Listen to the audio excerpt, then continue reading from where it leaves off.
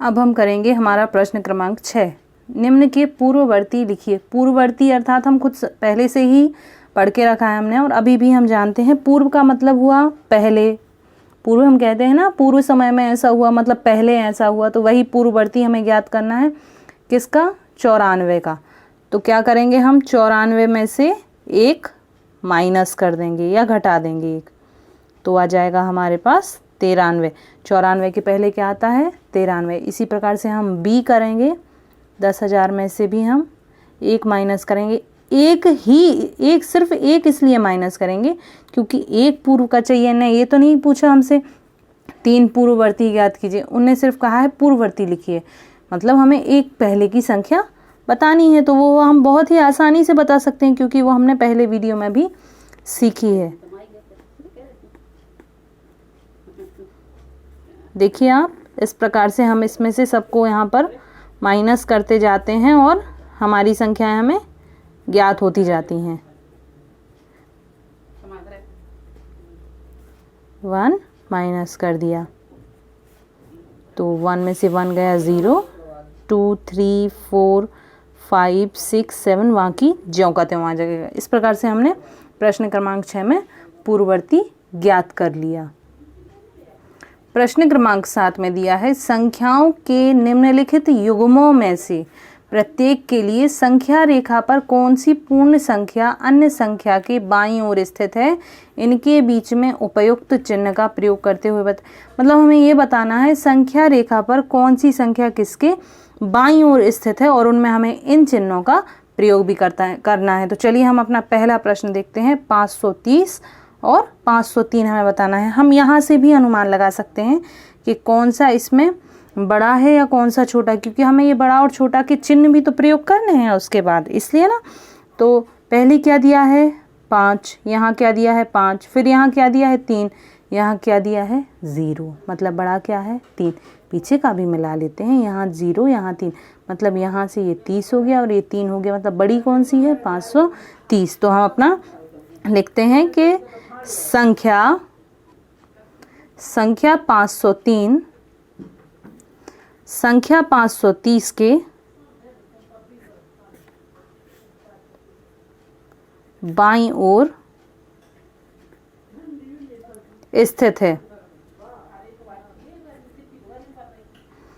तो हम बड़े और छोटे का चिन्ह से यहाँ प्रदर्शित भी कर देते हैं कि 503 छोटा है। कैसे छोटा है? 530 से, क्योंकि हमने यहाँ से कंपेयर करके देख लिया है।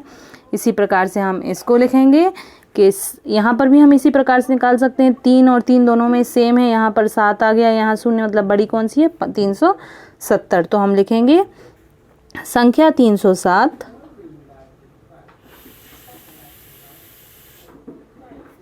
संख्या 370 के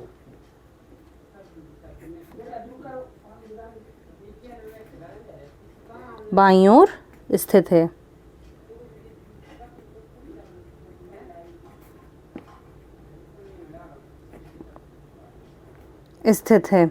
तो हम लिख देंगे 307 छोटा है कैसे?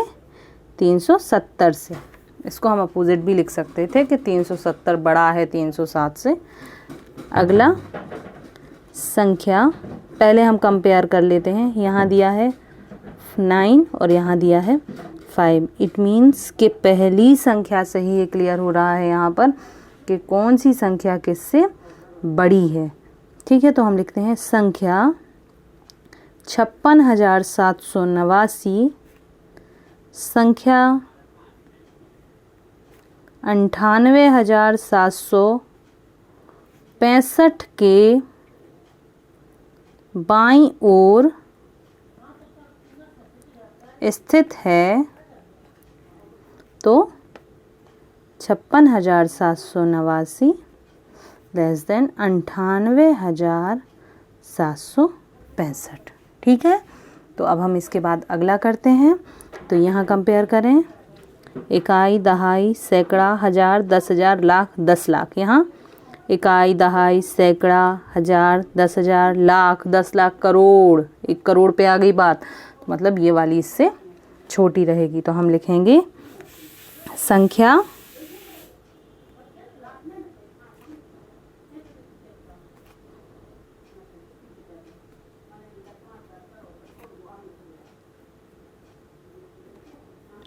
संख्या, ये संख्या इससे बड़ी है, बस हमें यहाँ यही बताना है और ये क्वेश्चन हमारा सॉल्व हो जाएगा। बहुत ही आसान प्रश्न है ये, इन्हें करने में बिल्कुल भी असुविधा नहीं होगी, बस एक बार इसका कॉन्सेप्ट समझ में आ जाए हमें तो ये हमें बड़े ही आसान लगते हैं। अब बस इतना होने के बाद हम बता देंगे कि कौन किससे छोटा है।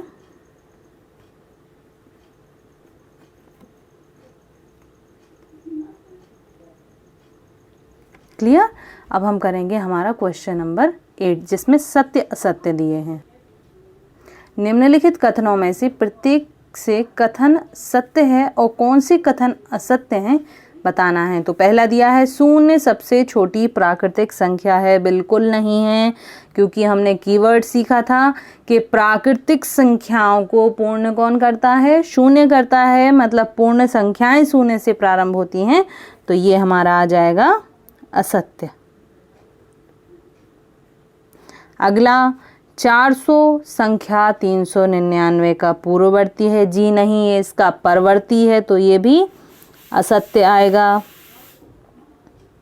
सी शून्य सबसे छोटी पूर्ण संख्या है। बिल्कुल है, तो ये सत्य है।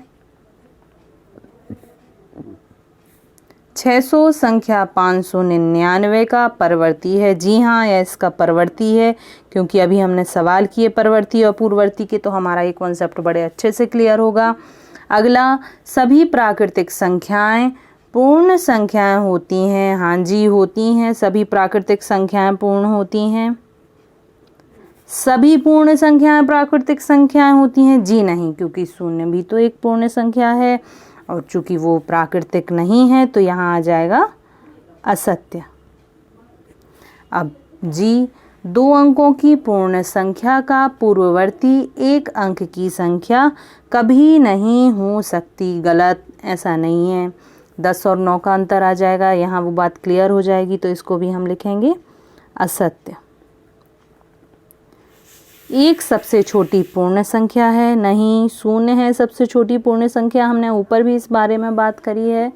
प्राकृतिक संख्या 1 का कोई पूर्ववर्ती नहीं होता है। बिल्कुल, अगर यहाँ पूर्ण लिखा होता, पूर्ण संख्या 1 का कोई पूर्ववर्ती नहीं होता, तो वो बात हम कह सकते थे, लेकिन यहाँ पर क्या लिखा है कि प्राकृतिक संख्या 1 का कोई पूर्ववर्ती नहीं हो सकता। हाँ, यह कथन सत्य है।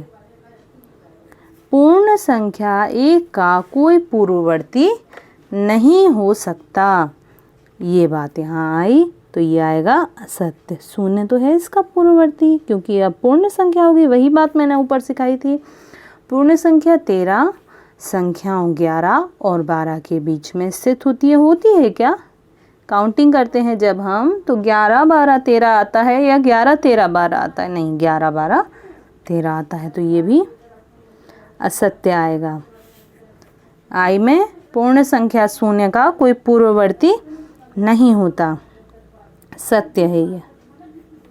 अगला 2 अंकों की संख्या का परवर्ती सदैव 2 अंकों की एक संख्या होती है। यह भी असत्य है, क्योंकि 99 का परवर्ती 100 है, जो कि 2 अंकों सदैव नहीं हो सकता, इट मीन्स। और यहाँ हमारी 2.1 प्रश्नावली समाप्त होती है। धन्यवाद।